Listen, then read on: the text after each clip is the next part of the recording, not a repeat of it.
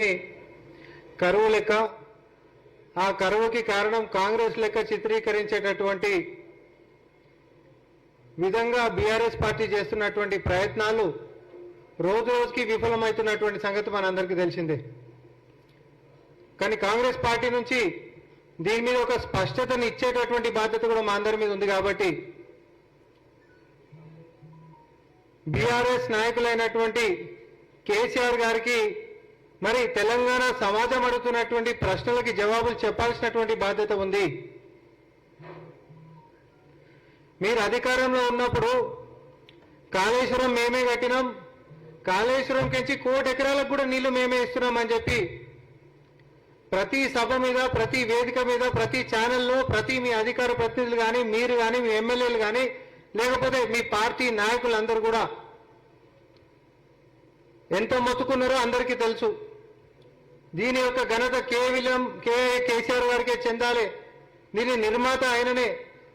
దీని యొక్క ఆశయం లెక్క తీసుకున్నాడు, తెలంగాణ భవిష్యత్తును ఆలోచించి తీసుకున్నాడు అని చెప్పి మాట్లాడిండ్రు. కాళేశ్వరం కట్టింది ఆయననే, 1 కోటి ఎకరాలకు నీళ్ళు ఇచ్చింది ఆయననే అని చెప్పి.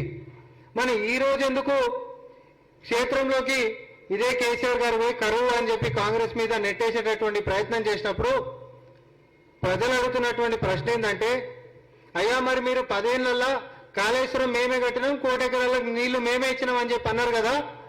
మరి 1 కోటి ఎకరాలకు నీళ్లు మీరే ఇచ్చి కాళేశ్వరం కడితే ఆ కాళేశ్వరం కూలిపోయింది కదా మీ కకుర్తికి.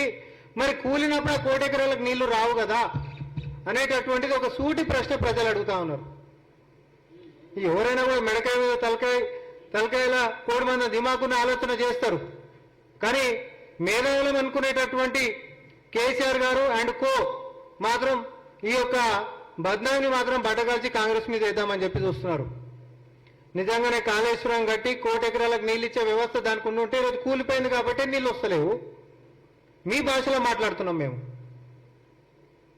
కాబట్టి ఈరోజు కరువుకి కారణం కాంగ్రెస్ కాదు. మీరు కట్టిన కాళేశ్వరం కూలిపోయి కరువు దిశగా తీసుకొని పోతే ఆ కరువు నుంచి బయట పడేనికే కాంగ్రెస్ పార్టీ గతంలో కట్టినటువంటి ప్రాజెక్టుల కారణం. ఇది ప్రజలందరికీ తెలుసు. మీరు కట్టినటువంటిది సుక్క నీళ్లు తోడేటటువంటి పరిస్థితి లేదు, ఒక ఎకరాకి తడిపేటటువంటి పరిస్థితి లేదు రాష్ట్ర వ్యాప్తంగా. కానీ ఈరోజు ఈ కరువు సమయంలో మానవ తప్పిదంగా మార్చి కరువుని ఈరోజు తీసుకొని వచ్చినటువంటి కేర్ ఆఫ్ అడ్రస్ అయిన కేసీఆర్ ఆ కరువు నుంచి బయట పడేయడానికి కాంగ్రెస్ పార్టీ గతంలో కట్టినటువంటి ప్రాజెక్టులే మళ్ళీ ఈరోజు మనకి ఆధారమైనవి. ప్రతి ఎకరాన్ని ముద్దాడుతున్నటువంటి నీళ్లు కాంగ్రెస్ పార్టీ కట్టినటువంటి ప్రాజెక్టులే ఇస్తున్నాయి.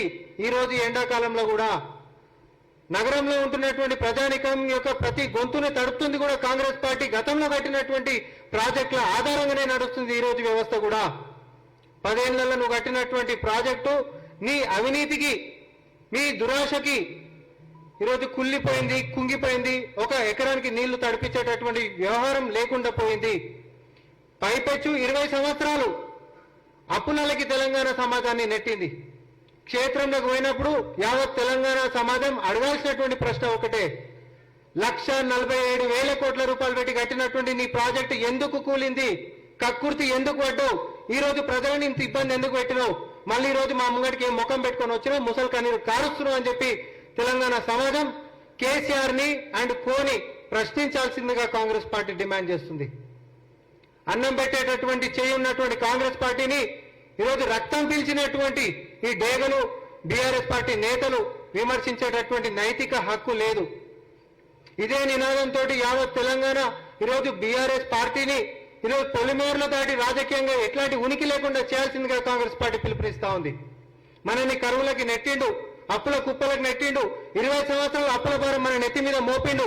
కానీ సుక్క నీళ్ళు 1 ఎకరానికి ఇచ్చేటటువంటి పరిస్థితి లేకుండా చేసినందుకు దీనికి తగ్గ ప్రతిఫలం ప్రజలు రానున్నటువంటి లోక్సభ ఎన్నికల్లో గట్టిగా చెప్పాల్సిందిగా కాంగ్రెస్ పార్టీ నుంచి మేము విజ్ఞప్తి చేస్తా ఉన్నాం. ధన్యవాదాలు.